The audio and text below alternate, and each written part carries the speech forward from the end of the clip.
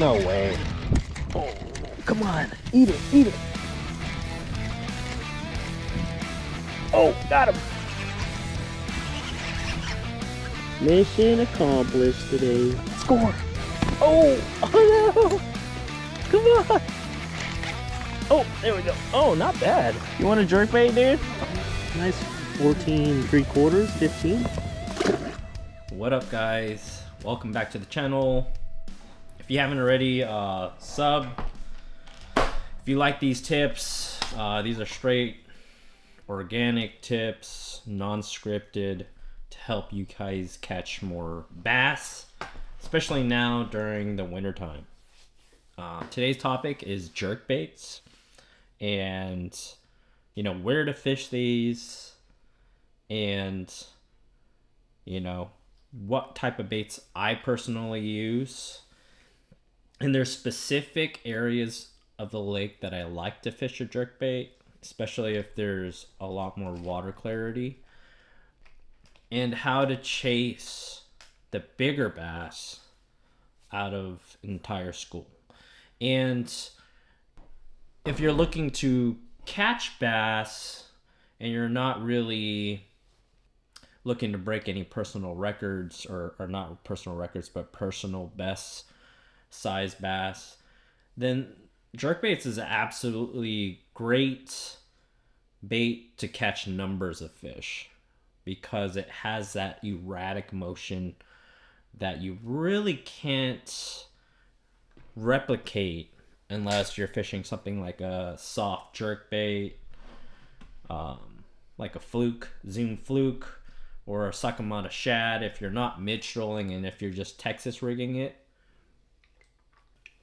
But as far as baits, let me dial it down for you guys where it's so simple when you go shopping. Okay, so if you don't want to spend, I don't know even the price on these, but if you don't want to spend a lot of money, and this bait comes with great hooks already, there is the 6 cent slow sink jerkbait that I like using. This one is somehow built to sink slowly rather than rise, and which could be a good thing. But with the water temps right now during the winter time, this thing might still not sink as fast as that you want it to be sinking. So you want like a steady sink down there, and you want to get down to where the fish are. And we'll go into later where I said if you want to catch a bigger bass, this is where to fish. And some of those areas you need to get down deeper. But in order to get down deeper with these jerkbaits, sometimes you gotta weight the front hook.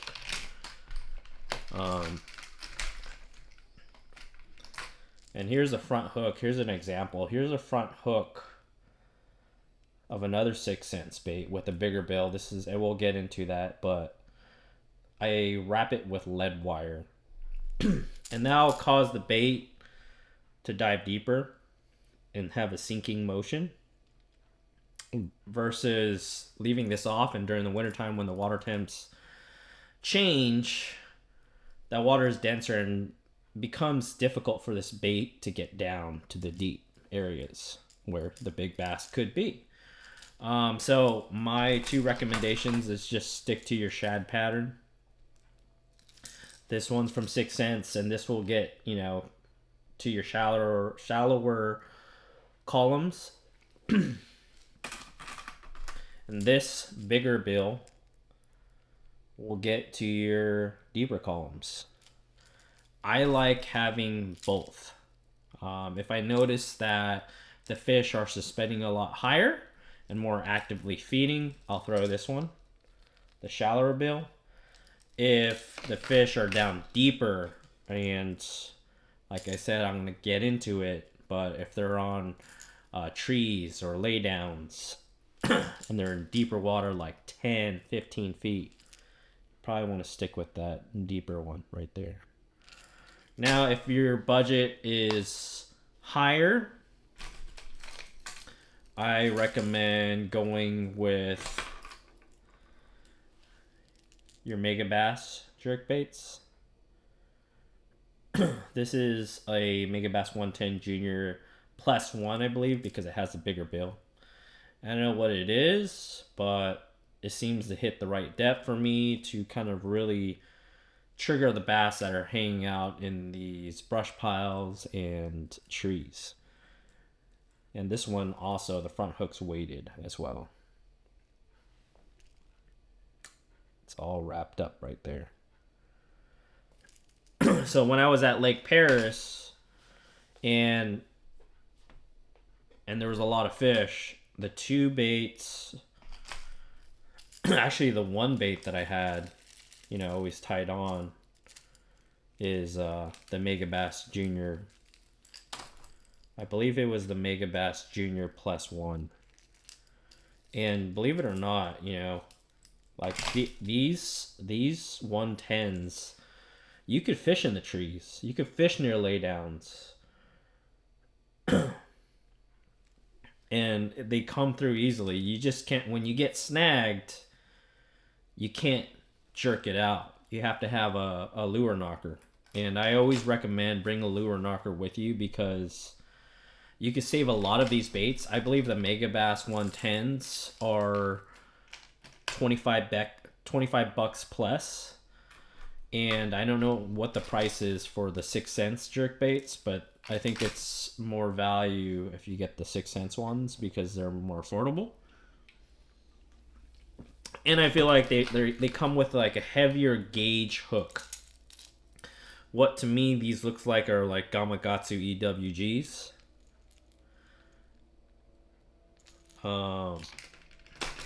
And so those are the two brands that I stick with. I like to keep it simple. I don't fish, you know, the Shimano jerkbaits or Rogues or Jackal. It's just these two brands are my confidence brands. And see, just to show you like why I recommend 6 cents hooks is because they give you those high quality hooks, right? Versus Mega Bass hooks. See how these hooks are all bent out right there? You know, they're sticky, but they bend out easily. And if you're chasing those big fish, I recommend changing them out. If you're just fun fishing and you're fishing for numbers and there are a bunch of tiny ones, then you could use the stock hooks, but I prefer, like I said, I prefer to upgrade them to Gamakatsu EWGs. Now, like the only thing, I say the great thing about fishing Mega Bass jerkbaits is that the colors, the available colors they have is crazy, and I feel like their colors are one of the best brands out there that pay attention to that aspect of a bait. But don't get me wrong, these 6 cents baits, they add those glitter scales, and that's nuts. That's close to as real as you can get. But let's talk about where I find bass using a jerkbait. So earlier in the episode, we were talking about, or the first episode of my tips was how to catch bass in the winter in mud. And this will be a different type of lake. So anytime you have a lake with flooded trees, flooded brush, especially during the wintertime, those bigger fish like to eat around those areas. And a lot of the time they like to stage out there before spawn. So when it comes to like February, March, depending what lake you're on, they may move shallow, or, you know, there's residential fish that live shallow all year round, but a huge population of those deeper fish will end up pushing shallow to eventually spawn and stage up. But when you're in the deep winter time and you want to chase those fish that just haven't seen a bait that often and they're hanging out deep, this would be one of my go-to baits to throw. And what I like to do is start at the spawning areas and work my way out. And what I mean by that is, say there's a huge flat back of a cove. It's kind of protected. It has a lot of trees and places hard bottom for bass to kind of spawn in the shallows. Now let's say that's like 8 to 10 feet. You might, let's just say that's actually 3 to 5 feet, right? You might want to go out immediately out of that spawning bay and then go to either a riverbed or a creek channel where there's submerged brush or trees. And those bigger fish will be there. And some depths that I'll be fishing in would be anywhere from 15 to 20 feet. And if they're staging on those brush piles and they're more comfortable just staying in that tree or brush pile, then you could afford to have a little bit more patience with these bigger fish. And what I do to get down to those depths, so I believe the plus ones will get down anywhere from 5 to 7, 5 to 8 feet. But if the visibility and the clarity of the water is a little bit darker, they may not rise up to check out the bait as easy. So, for instance, Eastman, water clarity was pretty deep, was 5 to 10 feet of water. So those fish would shoot up immediately. So 10 feet off the bottom, 15 feet off the bottom, they would rise up and check out, because these bass are curious predators. They will check out a bait if you get down there deep and the water clarity is pretty clean. They will come up, rise, and eat the bait. Now, if the water clarity is a little bit dingier, I don't even know if that's a word, then you have to get down deeper to those fish that are in 15 to 20 feet and get it really, like, you got to cast past them, and then you got to bring it literally anywhere from 1 to 5 feet on top of them. And in order to do that, I like to cast about 20, 30 feet past them, right? And I'll use my, if you have forward-facing sonar, pay attention to your splash. So you will see a splash. And if you have a difficult time tracking your bait, you could reel down maybe 3 times and give it a couple jerks, and then you'll see it on your forward-facing sonar. And then make sure you wrap that front hook with lead wire. This is a good amount. This is a generous amount. And watch your bait sink down about 10 feet away from that fish. Just watch it. It's going to sink ever so slowly, kind of like at that rate right there. And when it gets down to that deep, when you go in and jerk, it's not going to rise up as fast. And you'll immediately know if it's a bass, because that mark, that vertical mark on your forward-facing sonar will kind of light up. I call it the on switch. I just made that up. You'll immediately see the on switch, and they'll kind of, so when you bring it down to them from 1 to 5 feet above their heads, and you twitch it right on top of them, that vertical mark is gonna just go wing. It's gonna like an on switch. It's gonna wing, and that fish will commit to that bait. As soon as that mark lights up, you start twitching your lure even more. You know, not giving it too much of a pause. You know, a lot of jerkbait fishermen that don't use forward-facing sonar have these long pauses in the wintertime. You know, there was a friend of mine that I fished, and in the back of his Champion, he's like, "Why are you fishing that so fast? You know, like, chill, slow down. You don't need to twitch it that hard. You don't need to fish it that fast." And keep in mind, back then I was throwing these baits on like 20, 15 pound tests at Clear Lake. And I was like, well, that's how I got bit, is fishing this thing fast. And there's some truth to the whole slow down and pause while throwing a jerk bait. But there is something about just keeping that bait moving that make these predators more active, commit to your bait.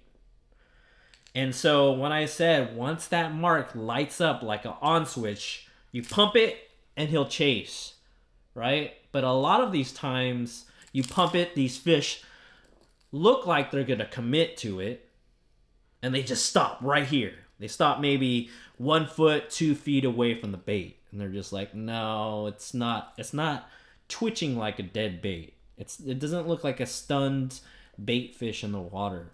So a lot of the times when that fish lights up and he goes right before he reaches your bait, I'll twitch again. And usually that second, third, fourth, fifth twitch, that bass will kind of will really catch up to your fast moving jerks and commit to that bait. And by the time you jerk it a fifth or sixth time, he's already on. He already ate it. Now, when I said there's some truth to the long pause, right, is that when those anglers are using that long pause, just imagine in the water what it's doing. So they reel down, they jerk, pause, jerk, jerk, pause, right? They allow that fish in the brush piles or the standing timber to rise up and look at that bait. And that's what that pause really does, is how am I gonna attract these bass to rise up from the brush pile to look at my bait? It's very similar to crappie fishing. You know, you kind of just want to let it sit there and dangle it a little bit until that crappie decides to rise up slowly in the water column and go boop and eat it. But bass are a lot more aggressive predators. You know, crappie will bust the bait ball and etc. But a lot of the times, these finicky crappie, you have to sit there and just keep it still as possible and let that crappie get curious and then come up to it. And you don't really want to jerk away from a crappie. You just kind of want to rise it up slowly until they catch up to it, and they'll just go, right? But we're not talking about crappie today. My reasoning that slow jerk baiting works, the pause works because it allows the bass to catch up to the jerk bait. It allows the bass not to catch up, but to check the jerk bait longer if it's down deeper in the water column. Hold on, let me get this phone call. Hello? Hey, good afternoon. Am I speaking to Dominic? Yeah, who is this? My name is Kevin. How are you doing? Pretty good. How about you? Okay. Yeah, I'm also doing great. Thanks for asking. So Dominic, I'm actually calling you from Brave Studios. We are a video post-production agency based in Southeast Asia. And I was actually having a look at your website file late and I see you guys do a lot of work. Yeah, so you offer video production, post-production services. Yeah, so I'm not actually booked up with any jobs right now to afford a post-production house. So unfortunately, you're looking at, this is probably a low quality lead for you. No, I mean, we are based in Southeast Asia, Bangladesh. So, I mean, I have seen your website, so you guys do weddings, corporate. So, I mean, usually how you do take care of it? You do all by yourself? Mm-hmm. Sometimes I do it. Sometimes I have an editor do it. It's based on the budget, but like I said, I don't even have any projects in the back end right now, so you're really, I can't really use your services right now. I'm the wrong type of client. Okay, I mean, no, not at all. I'm not talking about, talking about doing anything right now. I know it's a dull season, kind of, probably from, February, March, the waiting season and the whole season will be started. We completely do understand it because, I mean, right now we are working with 20 plus companies all over the United Yeah, States. I mean, honestly, I gotta tell you that it's not because it's a slow season, but because I'm a bad businessman, and I don't run the business right, and I haven't been making good connections and keeping myself accountable. So it's not due to slow season, but when I do revamp and you do call me back, maybe 2 months down the road, 3 months down the road, and I'm a completely changed man, maybe you can call me back 3 months later and say, "Hey, Dominic, hey, we're a post-production house from Bangladesh, and we're interested in partnering up to help you kind of speed up your post-production so that you could scale your business." But as far as right now, you're gonna get a hard no from me. Got you, man. Got you. No problem, brother. Yeah, Thank you yeah. for your time, man. Yeah. You take care. Good luck with your business. I appreciate the call. Thank you. Surely. Okay. Yeah. Bye-bye. Bye. Okay, guys, there you go. I don't even know if I'm gonna include that in the video, but that'd be funny. All right. I think I'm gonna title it "Rudely Interrupted While Giving a Jerkbait Lesson." So let's resume. All right. So like I said, that pause might work if your water clarity is dingier, and it allows that bass to kind of catch up to that bait to get some sort to see it, because a lot of these bass you got to throw at them multiple times. It's not like they just had to change their heart. They just didn't see the bait well enough, and you didn't give enough time for them to see it, to actually commit to the bait. So what I like to do is I still like to fish it fast. And I told you earlier, I wrapped that bait with lead wire, right? That's to allow, after the initial cast, splash, sink a little bit, reel it down to depths a little bit deeper, jerk, and as more often as you jerk it, it's gonna dive a little bit deeper, but then it's gonna max out, right? That's why I let my jerk bait on the initial reel down. I allow that bait to sink down to 10 to 15 feet. So if the brush pile, the top of the brush pile is in, let's say, 20 feet of water, I allow that bait to drop down until it hits 15 feet above the brush pile. Or even sometimes I allow it to hit like right on the top of the brush pile, right? I just cast, splash, reel down, let it sink about 30 feet away from the brush pile. Let it slowly sink. And that's my pause. My pause is allowing it to sink down 30 feet past the structure.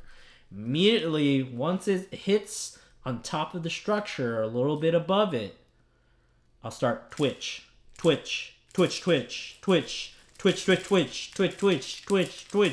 I work this bait incredibly fast.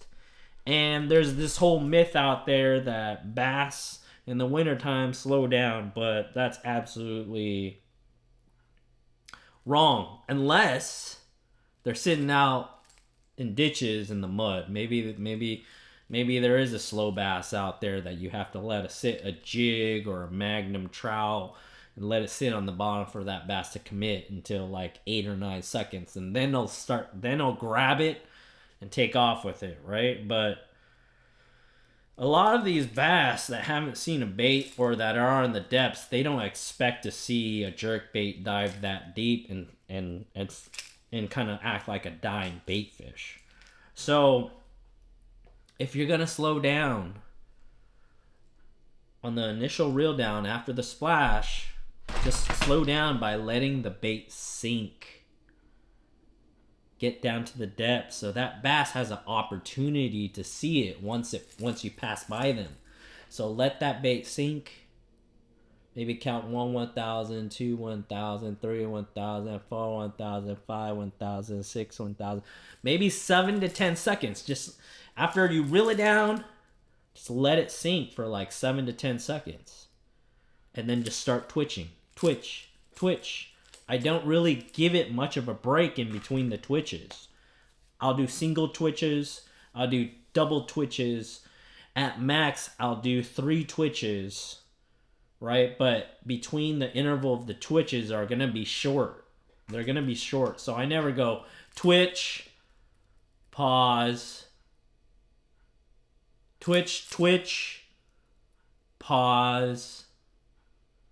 It's going to be, once it gets down to the depths where a fish can actually see it, it's going to be twitch, pause, twitch, twitch, pause, twitch, twitch, twitch, twitch, twitch, twitch, twitch, twitch, twitch, twitch. You're trying to emulate a dying bait fish. And a dying bait fish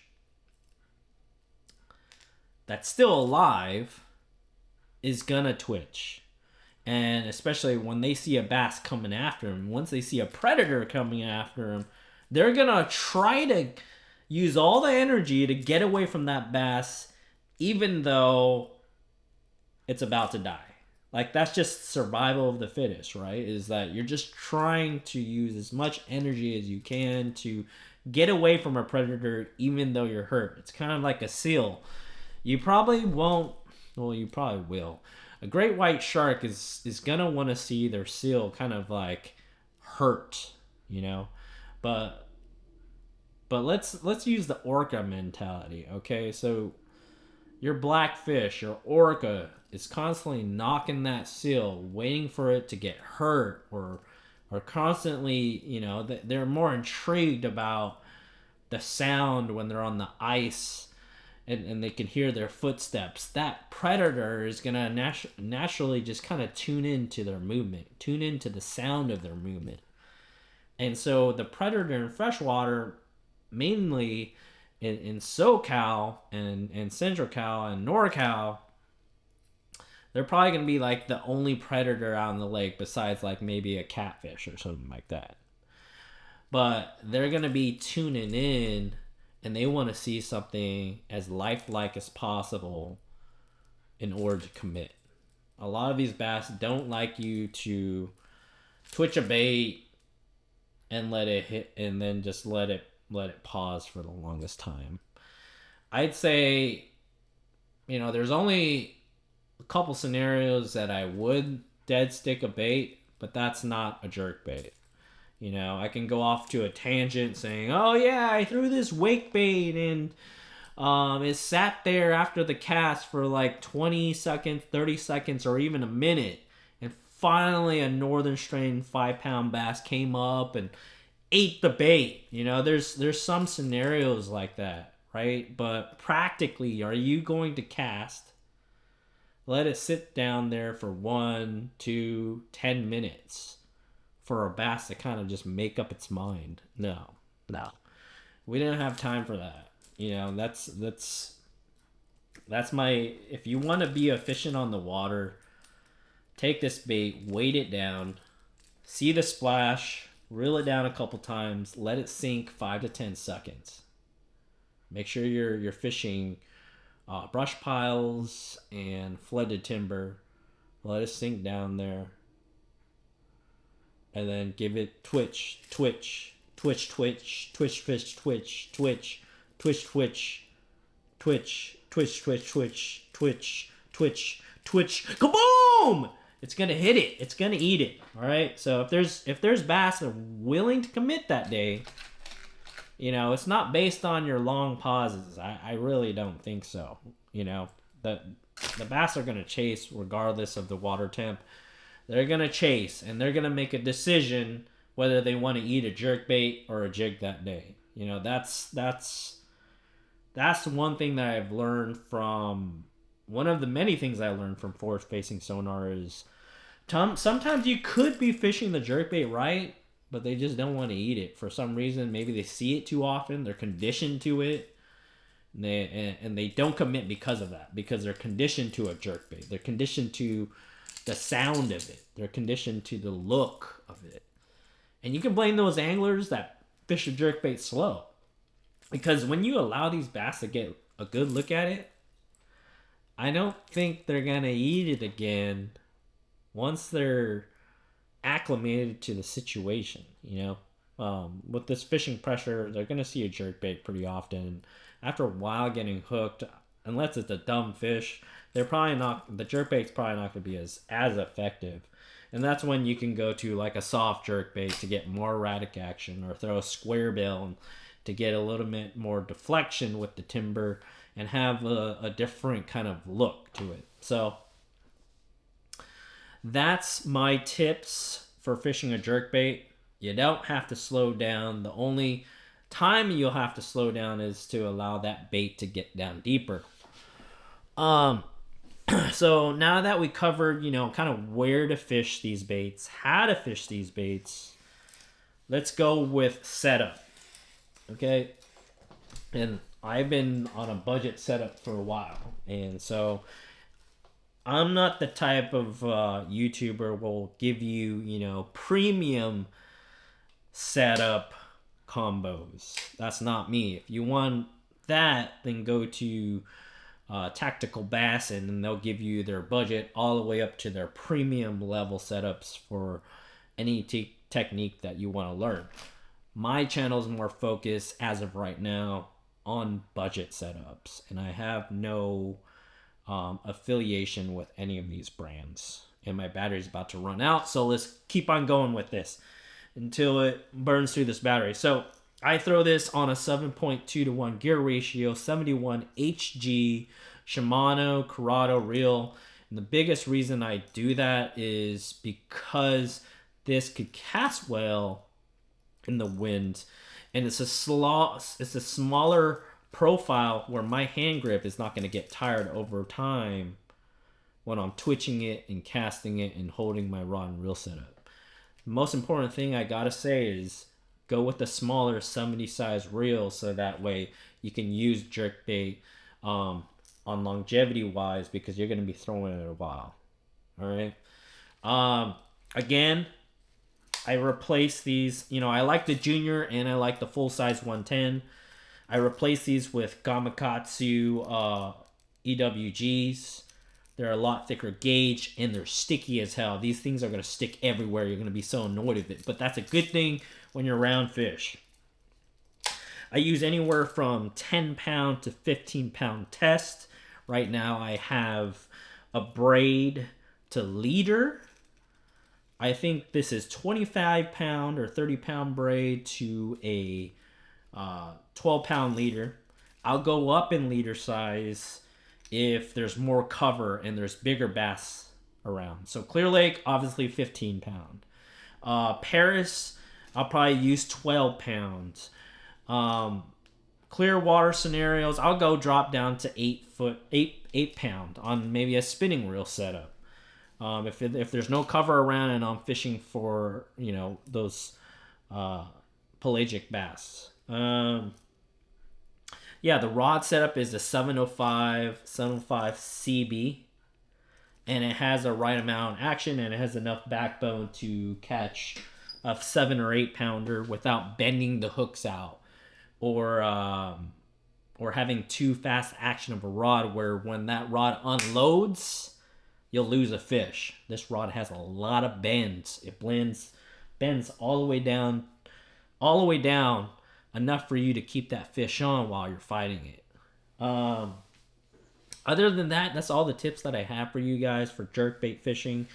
Bring your lead wire. Stick to those two brands: 6 Sense, Slow Slink, and the full size and the big size. Your shallow ones, your deeper ones, your Mega Bass 110s, the full size and the junior, both the shallow running one and the plus ones. You can even go plus 2 if you find that your bait is not getting down to the fish in the deeper zones and you just can't get them to see your bait. I would definitely go with like the +2s in that case. Ultra clear water, the deeper fish are gonna be. But keep in mind, there's residential fish, so check shallow. Check shallow. You never know. During the overcast days, they might push up shallow or they might live shallow. So check that area too, because they might flood that brush area or that bay depending on where the bait is. If you have any more questions about jerkbait fishing, I'll find out for you or I'll answer in the comments. Okay? If you haven't already, go and subscribe to this channel. I hope this information catches you more bass. And yeah, man. Let's go catch a PB next year. This year. Right now. Right now. Peace.